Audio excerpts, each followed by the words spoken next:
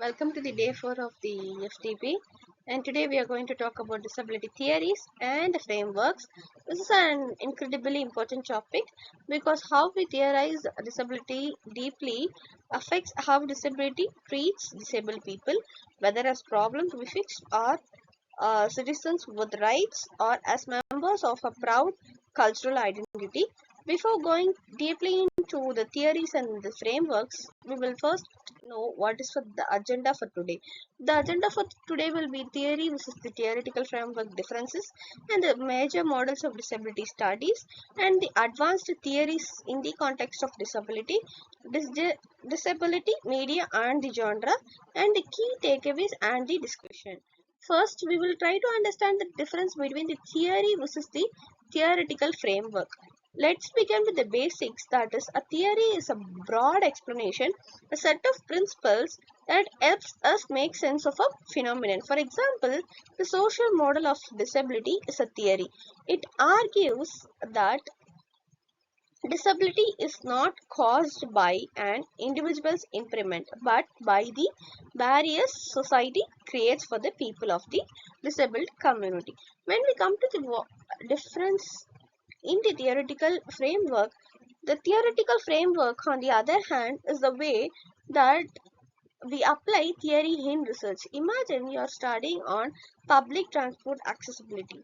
If you use the social model as a framework, you would focus on things like ramps, elevators, or discrimination, not on the disabled person's body.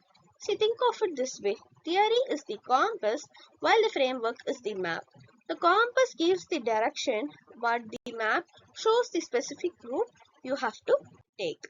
Coming to the major models of the disability, we have medical model, social model, renewed social model, cultural model, human rights model, and the biopsychosocial model. Coming to the major model, for centuries the dominant view was the medical model. Disability was seen as an defect in the individual, something broken that need to be fixed. Doctors, psychiatrists, and rehabilitation experts were the control of this medical model. For example, if someone could not walk, the problem was their legs, and the solution was therapy or devices to normalize them. And coming to the social model, we have then this is a revolutionary shift here which was developed by activists in 1970s and 1980s, especially Mike Oliver. It argued that people are disabled not by their impairments but by inaccessible environments and discriminatory attitude. A wheelchair user isn't disabled by their body but by the building that is without a ramp or a elevator. This model become central to the disability rights movement.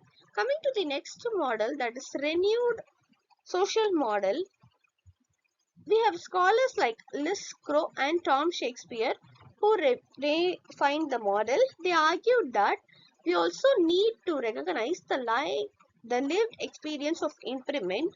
Yes, barriers, disabled people, but chronic pain and fatigue are real too. A more holistic model includes both social and the embodied experiences. Coming to the next model, that is the cultural model, where we have seen disability as an identity and culture, something to be proud of, not pitied. The deaf community is a great example with its own language and tradition. Coming to the moral model, we have in history, this ancient view saw disability as punishment for sin or as a test of faith. Coming to the human rights model, uh, it was it was globally influential. The human rights model, disability is seen as an issue of justice, equality, and dignity.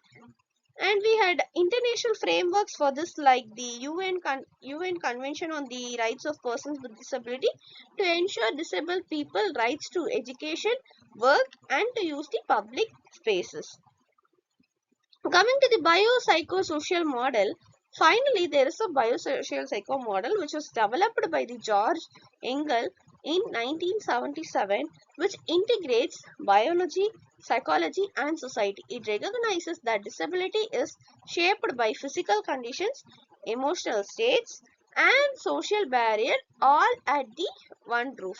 This holistic approach is now widely used in the face of health care. Coming to the expanding disability theories, we have feminist disability studies. That is, this theory combines feminism and disability studies. It asks, how do gender and disability intersect? Disabled women face double discrimination, that is sexism and ableism.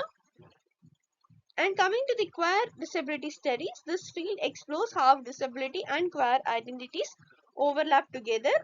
It challenges assumptions such as the stereotype that disabled people are asexual. And coming to the post-colonial disability studies, this perspective examines how colonialism shaped the disability. And we have the next theory, that is critical race and disability, that is combined with the disability studies to show how ableism and the racism overlap. Neurodiversity paradigm, that is a newer shift. It argues that autism, ADHD, and dyslexia are natural variations of the human brain, not pathologies. And we have disability justice, that is a very activist framework developed by queer disabled people of color. It says that disability rights movements were too focused on white middle class concerns, whereas the disability justice emphasizes intersectionality, community care, and collective liberation. And coming to the crip theory, this challenges the very idea of normal that reframes disability as resistance, introducing concepts of crip time and crip space. Here, I've given the theory in detail. And we have disability media and the genre, where in the context of whereas like in the media representation, we have the tragic victim, that is disability framed as a personal tragedy. We have the monstrous villain, and we have the heroic super grip.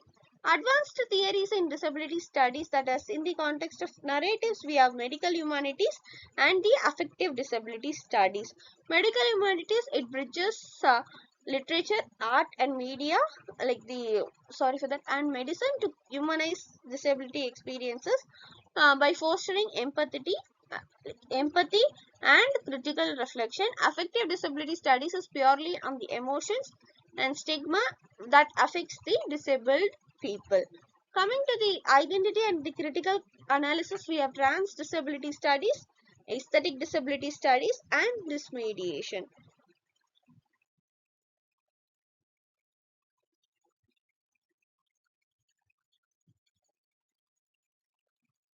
See, from pathology to power, a field in flux. Disability theory has undergone a profound transformation as of now, moving behind narrow, medicalized, or moralistic use. It has blossomed into a rich and dynamic interdisciplinary field. This evolution embraces social justice, centers identity, foregrounds the concept of intersectionality, and engages in cultural critique. To sum up, disability has evolved from ancient moral judgments to medical models to social to cultural models. And in media, we have moved from the harmful stereotypes like the tragic victim or the monstrous villain to richer, more authentic portrayals. The most important lesson here is disability is not just bodies or impairments, but it is about society, culture, identity, and justice. And as future scholars and the activists of the disability studies, it is our responsibility to question the stereotypes, to challenge the barriers, and help create inclusive spaces for all. I have given some of the references.